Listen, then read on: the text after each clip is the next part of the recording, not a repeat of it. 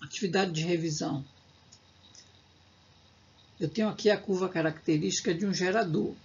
Ela está representada nessa figura. Ele quer saber a resistência interna desse gerador. A resistência interna do gerador, nós já vimos que é a força eletromotriz sobre corrente curto-circuito.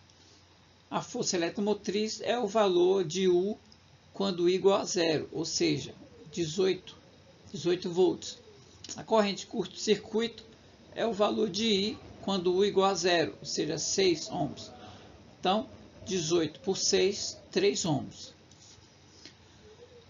Questão 2. Qual será a força contra-eletromotriz de um receptor elétrico que possui uma resistência de 2 ohms, o Rzinho é 2 ohms, uma DDP de 20 volts seus terminais e é percorrido por uma corrente de 3 amperes. Então, vamos pegar a equação de um receptor, substituir esses valores. Então, U é 20, R são 2 e o I 3. Substituindo, 2 vezes 3, 6.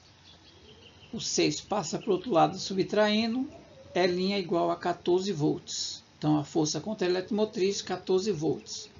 Questão 3. No circuito da figura, a diferença de potencial entre os pontos A e B com a chave aberta.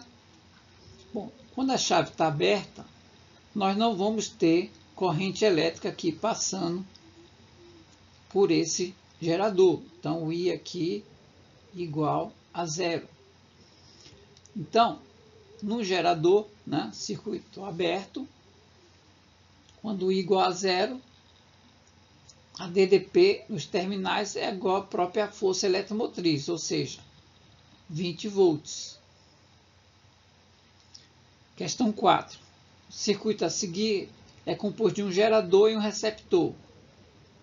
Ele quer saber a intensidade da corrente e o sentido da corrente elétrica. O sentido é claro, que é saindo do gerador no sentido do receptor. Então, o sentido é o sentido, nesse caso, horário. E o valor da corrente do circuito, você vai ter pela equação de Pauli generalizada. Então, eu tenho aí a força eletromotriz do gerador, força contra-eletromotriz do receptor. Tenho aqui as resistências, vou substituir. Então, o somatório dos E só tem um, que é 30 volts. O somatório dos E' só tem um, que é 24 volts. E as resistências são essas duas aqui, de 3 e de 12. 3 mais 12, 15. Então, I igual a 0,4 amperes e o sentido é horário.